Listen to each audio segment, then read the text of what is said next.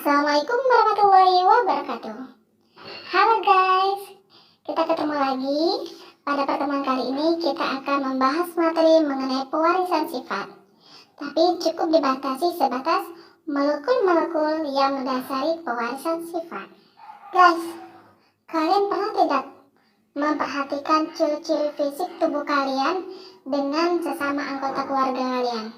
Misalkan membandingkan diri kalian dengan adik, atau dengan kakak, atau dengan ibu, dengan ayah, atau dengan kakek nenek.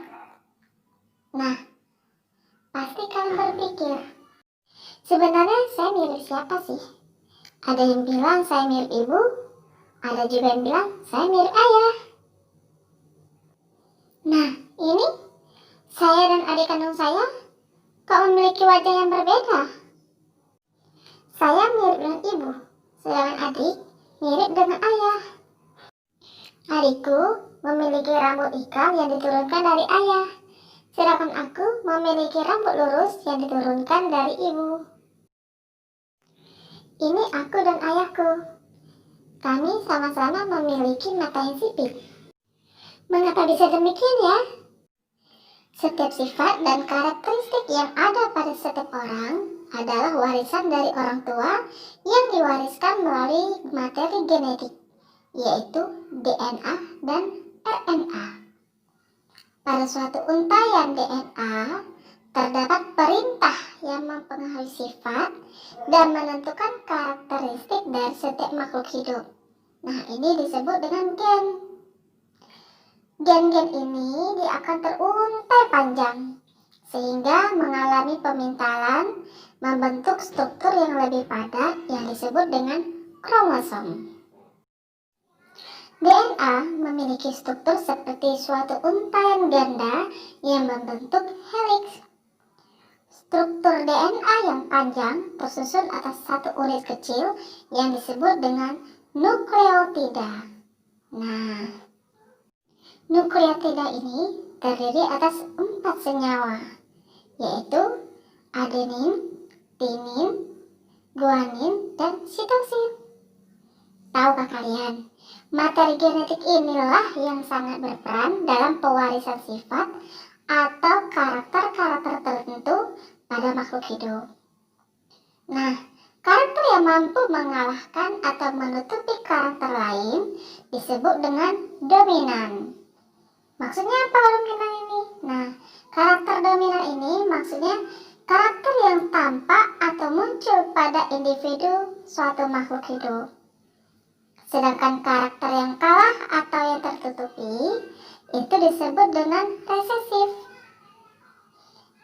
Gen-gen yang mengkode karakteristik makhluk hidup memiliki variasi. Variasi atau bentuk alternatif dari gen itu disebut dengan alera. Misalnya, gen U besar itu mengkode warna ungu pada bunga, dan gen U kecil mengkode warna putih pada bunga. Nah, contoh lain, misalkan kita ambil rambut lurus dengan rambut keriting. Nah, rambut lurus dan rambut keriting itu jelas kita lihat, itu disebut dengan fenotip. Nah, sedangkan genotip dari rambut lurus dan rambut keriting adalah huruf L besar untuk rambut lurus dan huruf L kecil untuk rambut keriting. Contoh dari fenotip lainnya adalah bunga berwarna merah dengan bunga berwarna putih. Nah, itu terjelaskan terlihat ada warna merah dan ada warna putih. Nah, yang jelas terlihat itu disebut dengan gen fenotip. Selanjutnya, untuk genotip itu adalah lambangnya. Untuk bunga berwarna merah, genotipnya adalah huruf M besar. Sedangkan genotip untuk bunga berwarna putih diwakilkan oleh huruf M kecil. Sudah paham anak-anak? Oke.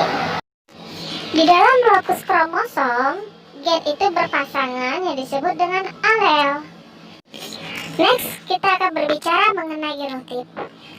Di awal tadi, kita sudah membahas genotip, yang mana genotip itu kalau di dalam tulisan pewarisan sifat, kita lambangkan berupa huruf. Nah, genotip ini ada 3 kemungkinan. Yang pertama yaitu genotip homozigot dominan. Ada juga genotip homozigot resesif dan genotip heterogen. Apa itu?